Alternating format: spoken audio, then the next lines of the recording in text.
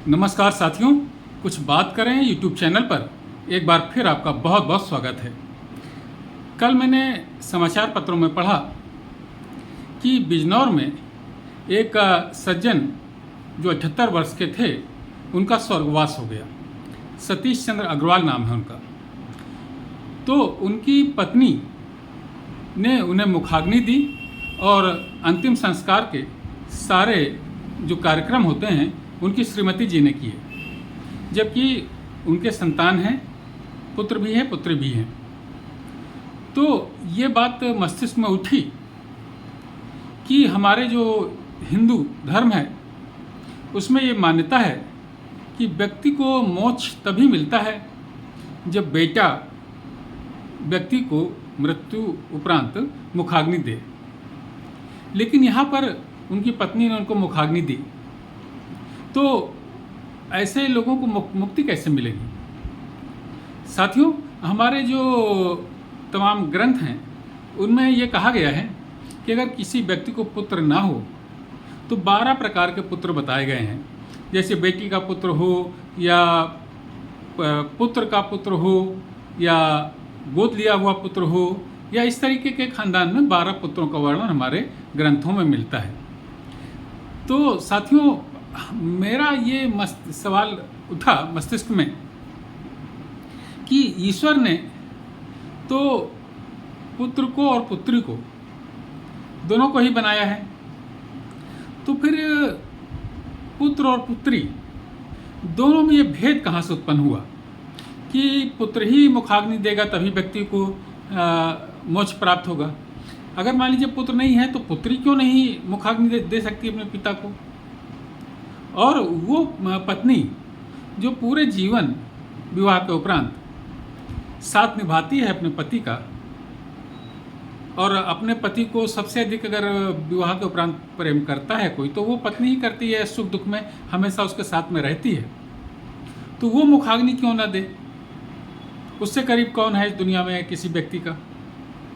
तो मुझे लगता है साथियों कि ये पुत्र की महत्ता, इसीलिए पुत्र प्राप्ति की व्यक्ति इच्छा भी करता है।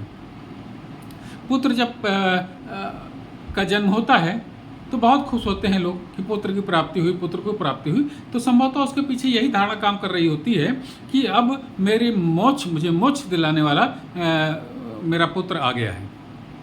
लेकिन मेरी समझ में ये बात, और इसी धारणा के कारण पुत्र और पुत्री में फर्क लोग समझते हैं, जबकि दोनों ही ईश्वर के द्वारा प्राप्त जन्म लेते हैं, पुत्र भी और पुत्री भी।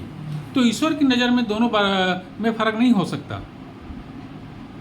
ईश्वर अपने द्वारा उत्पन्न किए हुए सृष्टि में पुत्र और पुत्री दोनों को उत्पन्न करता है, तो वो फर्क नहीं कर सकता। हम और आप ये फर्क करने वाले कौन होते हैं?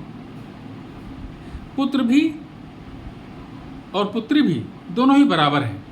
तो अगर व्यक्ति के मृत्यु के उपरांत पत्नी या पुत्री या पुत्र कोई भी मुखाग्नि देता है तो व्यक्ति को इसमें कि हमें ऐतराज़ नहीं करना चाहिए। और ये धारणा कि पुत्र ही मुखाग्नि देगा तभी व्यक्ति को मोक्ष प्राप्त होगा, ये धारणा कुछ समझ में नहीं आती। प्राचीन काल में बहुत सी ऐसी मान्यताएं चली आ रही हैं जिसका वर्तमान में कोई अर्थ नहीं रह जाता। आप देखते हैं साथियों कि जीवित रहते पुत्रों के पास भी व्यक्ति दुखी रहता है और पुत्रियों से प्रसन्न रहता है। तो जीवित रहते जिससे हम कष्ट पा रहे हैं वही व्यक्ति हमें मुखाग्नि देगा, तो हमारा मोक्ष कैसे प्राप्त होगा? तो इस तरीके की कुछ बातें स्त्री और पुरुष के भेद को बढ़ाती हैं, और स्त्रियों पर अत्याचार का मेरा ख्याल है ये भी एक कारण है।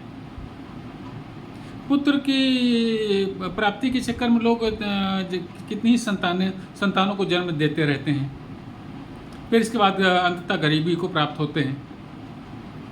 तो मेरा अपना व्यक्तिगत मत ये है कि पुत्र नहीं है तो व्यक्ति को इन सब चक्करों में नहीं पड़ना चाहिए कि पुत्र होता तो ही मुझे मोक्ष मिलेगा। मैं तो कहता हूँ कि पुत्र के रहते भी अगर पुत्री मुखाग्नि देती है, पुत्र की इच्छा है, पत्नी की इच्छा है, तो इसमें कोई ऐतराज़ की बात नहीं है। स्त्री आज भी पुरुष प्रधान समाज में स्त्री को 2 दर्जे का स्थान प्राप्त है, उसके पीछे ऐसी भी कुछ मान्यताएं काम करती हैं।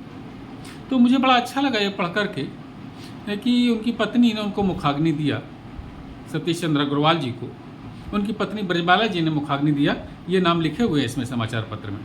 31 तारीख का ये समाचार पत्र है। तो साथियों, ये जो धारणा है इसको हमें परिवर्तित करना होगा और पुत्रियों को पुत्र के बराबर स्थान हम घर के तमाम कार्यक्रमों से भी दे सकते हैं। तो ये जब समाचार पत्र मैंने पढ़ा तो मुझे लगा कि अपने विचार आपसे साझा करूं। आपके अगर कुछ विचार इसमें हो तो हमें टिप्पणियों में जरूर अवगत कराइए। तो साथियों, आज की चर्चा में बस इतना ही। कल किसी और मुद्दे पर आपसे बात करूंगा। तब तक के लिए जय हिंद, वंदे मातरम।